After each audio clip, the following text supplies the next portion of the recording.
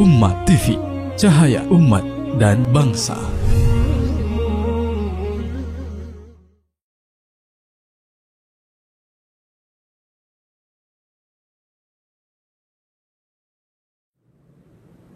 Bismillahirrahmanirrahim. Assalamualaikum warahmatullahi wabarakatuh. Alhamdulillahirabbil alamin. Allahumma shalli ala Muhammad wa ala ali Muhammad. Pada kesempatan ini kita bicara masalah terapi puasa. Sebelumnya ada sebuah hadis, kebenaran hadis ini diriwayatkan oleh Imam Nasa'i, ya, dari sahabat namanya Abu Umamah. Ada sebuah hadis mengatakan, wahai Rasulullah, perintahkanlah kepadaku satu amalan yang karena amalan tersebut saya mendapat banyak manfaat. Kemudian Rasul menjawab, tidak ada satu amalan pun yang setara dengan berpuasa. Berpuasalah sebab tidak ada amalan yang setara dengan puasa. Di sini mengutip sebuah hadis ini, ternyata sangat luar biasa puasa. Sampai dikatakan oleh Rasulullah, semua ibadah baik, tapi ternyata yang memberikan banyak manfaat itu adalah puasa. Ada apa di puasa ini? Kita coba kaji satu persatu, gitu ya. Kita tahu bahwa puasa dalam agama Islam diajarkan begitu banyaknya. Ada puasa Senin Kamis, puasa Nabi Daud, ya, puasa Syawal, puasa puasa tengah bulan, ya, Yaumul Bid. Artinya banyak sekali puasa yang diajarkan oleh agama Islam kepada umatnya. Dan ternyata tidak ada agama-agama lain yang mengajarkan puasa begitu banyak. Kenapa puasa ini begitu diprioritaskan? Sampai-sampai banyak kejadian ketika Rasulullah berperang, itu banyak kejadian di bulan Ramadan. Secara teoritis, puasa sering membuat kita harusnya merasa lemah. Tapi kenapa Rasulullah kok banyak berperang di bulan Ramadan? Secara teoritis, apakah puasa ini bikin loyo? Nah, ini yang harus kita kaji. Gitu ya. Kita kaji satu persatu. Ada sebuah hadis begini dikatakan bahwa berpuasalah niscaya kamu sehat. Ya, sumutasihu, ya. Itu kita coba kaji. Ada apa? Apakah puasa ini bikin sehat? Gitu ya. Tapi sebelumnya ini ada sebuah penelitian yang akan saya utarakan di sini. Jadi ini dilakukan penelitian oleh seorang peneliti dari Rusia, namanya Vladimir Nikitin. Seorang peneliti ini meneliti basicnya sih sebenarnya iseng, gitu ya. Jadi dia kelompokkan tikus-tikus karena dia melihat perilaku orang Indonesia ini, orang Muslim ini kok aneh-aneh gitu ya. Aneh-anehnya gini, puasanya banyak kok banyak yang gemuk-gemuk gitu ya. Apakah puasa bikin gemuk ini ya? Tapi artinya dibikin penelitian. Penelitian ini sebenarnya basicnya iseng yang dia lakukan. Dia bikin kelompok tikus gitu ya. Kelompok tikus yang pertama dipuasakan Senin Kamis tuh. Ini isengnya orang luar negeri bermanfaat. Isengnya orang kita kadang-kadang ngerusak nih ya. Dibikin puasa Senin Kamis. Kelompok yang kedua Nabi Daud. Kelompok yang ketiga setiap hari buka sahur. Kelompok yang keempat dipuasakan setiap hari nggak buka dan tidak sahur. Kelompok yang kelima dikasih makan yang enak-enak. Apa yang terjadi dari penelitian tersebut? Kelompok yang kelima yang dipuasakan setiap hari dikasih makan, tidak dipuasakan setiap hari dikasih makan yang enak-enak, umurnya 2,5 tahun. Kelompok yang keempat, yang puasa setiap hari tidak buka dan tidak sahur, mati. Kelompok yang ketiga, puasa setiap hari, buka sahur, kurus kering, umurnya juga nggak panjang. Tapi kelompok yang kelima tadi yang dikasih makan enak-enak, umurnya 2,5 tahun. Tapi bagaimana kelompok tikus yang dipuasakan Nabi Daud dan dipuasakan Senin Kamis? Ternyata tikus yang dipuasakan Nabi Daud dan Senin Kamis umurnya rata-rata 4 tahun. Di sini diambil kesimpulan bahwa ternyata puasa bikin panjang umur. Kenapa puasa bikin panjang umur? Saya akan terangkan dari sisi teoritis ini. Jadi begini, di dalam tubuh itu ada yang namanya mitokondria. Mitokondria ini berperan penting sebagai pembakaran sel. Pembakaran, jadi dapurnya sel. Nah, mitokondria ini untuk menghasilkan energi butuh yang namanya glukosa dan oksigen. Glukosa dan oksigen masuk ke dalam mitokondria menghasilkan ATP. Itu yang disebut dengan energi dan menghasilkan radikal bebas yang disebut dengan O2-min. Nah, radikal bebas ini kalau seandainya dia banyak di dalam darah, maka dia akan banyak merusak sel-sel normal. Oleh karena itu batasilah radikal bebas tersebut. Dengan apa? Dengan sedikit makan. Diharapkan dengan sedikit makan, radikal bebas dalam tubuh itu juga semakin sedikit. Semakin sedikit radikal bebas, maka semakin sel-sel yang lain akan dirusak juga semakin sedikit. Semakin sedikit kita makan, maka Allah menyediakan yang namanya hidrogen peroksidase, kemudian katalase yang akan mengubah radikal bebas menjadi oksigen dan air lagi. Oleh karena itu, kenapa orang yang berpuasa atau tikus yang tadi berpuasa umurnya lebih panjang?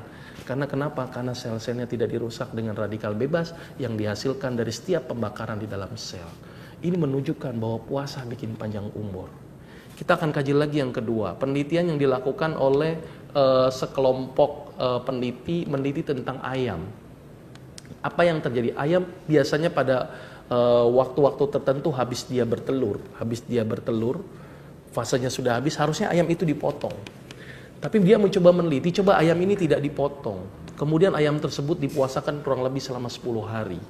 Apa yang terjadi setelah dipuasakan selama 10 hari? Ternyata ayam tersebut mampu bertelur kembali. Bisa dibayangkan ayam disuruh puasa nurut. Kalau manusia tidak disuruh puasa tidak nurut berarti lebih rendah dari ayam, saya pikir. Oleh karena itu puasa ini sangat luar biasa. Puasa bikin subur. Ternyata puasa mampu menyebabkan ayam bertelur kembali. Kenapa bisa seperti itu? Kita akan kaji satu persatu. Kita tahu bahwa ada kondisi orang lapar dan orang kenyang. Ini penerangan ilmiahnya. Orang yang kenyang, kondisi di dalam gula di dalam darahnya semakin meningkat. Ketika gula di dalam darah meningkat, maka tubuh akan merespon dengan memproduksi insulin. Dan insulin itu akan memasukkan gula itu masuk ke dalam sel dan normallah gula darah tersebut. Tapi bagaimana kalau kondisi orang yang lapar? Ketika orang yang lapar, kondisi di dalam gulanya disebut dengan hipoglikemik. Apa itu hipoglikemik? Gulanya turun. Ketika gula turun, ternyata tubuh itu tidak merespon dengan menghasilkan glukagon. Glukagon dan insulin itu dihasilkan dalam sebuah organ di dalam tubuh yang namanya pankreas.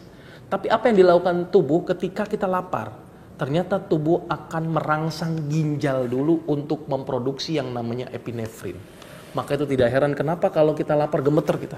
Itu adalah reaksi epinefrin untuk melakukan proses pembakaran energi. Dan ternyata dari epinefrin itu akan merangsang pankreas yang namanya glukagon. Glukagon akan mengambil cadangan makanan yang disimpan dalam bentuk glikogen dan dirubah menjadi glukosa. Maka hilanglah lapar kita. Tapi ternyata epinefrin tidak berhenti dari situ saja. Ternyata epinefrin akan merangsang di otak. Yang dirangsang itu adalah yang namanya hipofisis. Di mana hipofisis dirangsang, maka akan diproduksilah yang namanya ACTH. Jadi ACTH akan dirangsang. Ketika ACTH dirangsang, otomatis kortisol juga dirangsang. Ketika kortisol dirangsang, maka gula darah akan menjadi normal. Oleh karena itu, ternyata ketika kita melakukan tindakan puasa, ACTH aktif, kortisol menjadi aktif. Tapi ternyata tidak hanya sebatas itu saja. Tidak hanya ACTH saja yang diproduksi. Tetapi gara-gara epinefrin kita lapar tadi, akan merangsanglah yang namanya FSH dan LH. Apa itu? Follicle stimulating hormone dan luteinizing hormone. Hormon apa ini? Hormon yang bikin subur. Maka itu tidak heran penelitian tadi menunjukkan kenapa ayam yang dipuasakan selama 10 hari bisa bertelur kembali. Ternyata FSH dan LH-nya menjadi aktif.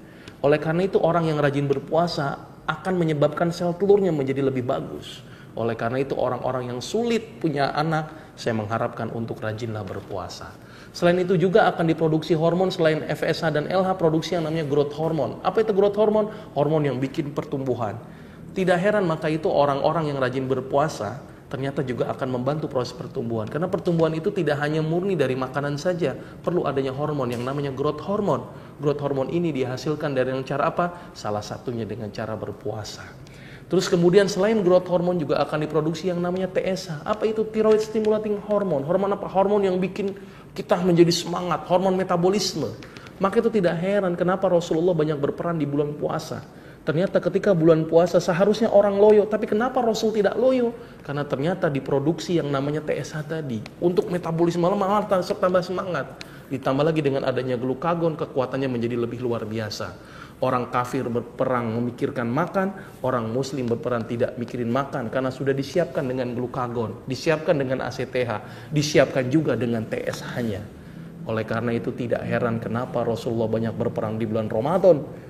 Karena ternyata Allah sudah mempersiapkan dengan adanya TSH dan glukagon. Oleh karena itu berpuasa seharusnya bikin sehat. Penelitian lagi juga ada. Penelitian ini dilakukan oleh Dr. Alan Scott.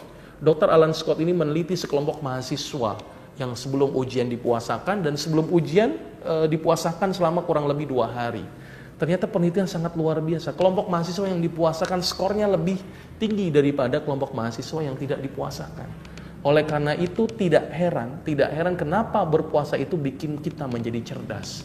Karena kenapa? Karena ketika kita puasa, otak kita diistirahatkan, metabolisme kita diistirahatkan, maka konsentrasi pemikiran menjadi lebih optimal. Oleh karena itu orang yang berpuasa bikin cerdas. Terus ditambah lagi penelitian lagi menunjukkan bahwa ternyata orang yang berpuasa kadar gula darahnya untuk penyakit diabetes menjadi menurun. Maka itu sangat direkomendasikan orang yang diabetes itu dianjurkan untuk berpuasa. Terus kemudian penelitian juga menunjukkan bahwa berpuasa mampu menurunkan kadar LDL atau kolesterol buruk. Maka itu orang yang berpuasa sangat bagus untuk mengobati penyakit kolesterol. Selain itu juga penelitian menunjukkan bahwa orang yang berpuasa mampu menurunkan lingkar pinggang dan lingkar pinggulnya. Oleh karena itu sangat bagus sekali untuk kita yang pengen diet berat badan kita. Oleh karena itu berpuasa bikin sehat. Selain itu juga ternyata berpuasa ini juga menyebabkan tubuh kita menjadi lebih bagus, usus kita menjadi lebih istirahat. Artinya puasa membuat kita menjadi sehat. Sangat rugilah orang-orang yang tidak melakukan puasa, karena puasa ini sangat luar biasa. Iya, tips berpuasa. Apa yang harus kita lakukan berpuasa? Ada sebuah hadis yang mengatakan, jika kamu berbuka, berbukalah dengan kurma. Jika tidak ada, berbukalah dengan air, karena air itu suci. Kenapa kita harus berbuka dengan kurma? Ternyata kurma memberikan energi yang sangat luar biasa. Karena ternyata ketika kita lapar, maka kebutuhan yang paling utama adalah glukosa. Glukosa itu ternyata paling banyak terdapat di kurma. Dan ketika berpuasa, sebaiknya jangan sesuatu yang merangsang lambung. Misalnya adalah dingin, terus kemudian santan, kemudian pedas. Ini adalah makanan-makanan yang ternyata bisa merangsang asam lambung. Sering sekali kalau kita berpuasa, saya contohkan makan tahu isi campur cabai, habis itu makan kolak campur sirup. Jadi wajar saja lambung kita menyebabkan menjadi lebih banyak gasnya, menjadi lebih banyak asam lambungnya. Karena ketika makanan pertama kali masuk, maka langsung menyebabkan perangsangan asam lambung. Oleh karena itu berbukalah, dimulai dengan sesuatu yang manis tadi, salah satunya adalah dengan kurma. Kemudian lambung tolong jangan dibebani dengan sesuatu yang berat. Jangan makan terlalu banyak, makanlah sedikit dulu dengan sesuatu yang tidak merangsang. Apa? Dingin, terus kemudian santan, kemudian pedas, karena itu bisa merangsang asam lambung dalam jumlah yang cukup banyak. Kemudian kita lakukan sholat maghrib, kemudian kita makan makanan yang ringan, habis makan yang ringan kita langsung sholat taraweh, baru setelah sholat taraweh harusnya kita boleh makan yang berat-berat. Karena ternyata lambung harus diistirahatkan terlebih dahulu, disesuaikan dulu organ lambungnya untuk mempersiapkan makan yang lebih berat. Dan perlu diingatkan, makan pun juga jangan terlalu banyak habis taraweh, karena bisa menyebabkan kita gampang sekali malas dalam beribadah, dan juga mungkin akan menjadi tubuh kita menjadi tidak bugar karena kebanyakan makan. Dan kemudian ketika sahur sebaiknya memakan makanan yang banyak mengandung serat atau banyak mengandung apel, mohon maaf, karena apel itu ternyata mengandung pektin yang mampu mengikat air dan mengikat glukosa. Maka itu ketika sahur perbanyaklah makan apel, karena apel itu bisa mempertahankan kadar haus kita, bisa mempertahankan kadar glukosa kita, dan kita ketika berpuasa pun bisa menjadi lebih bertahan lebih lama karena ditahan oleh apel. Mudah-mudahan ini bisa menjadi tips yang baik buat kita semua, dan mudah-mudahan ini bisa menjadi bekal untuk puasa kita menjadi lebih baik. Mudah-mudahan bermanfaat. Saya akhiri. Assalamualaikum warahmatullahi wabarakatuh.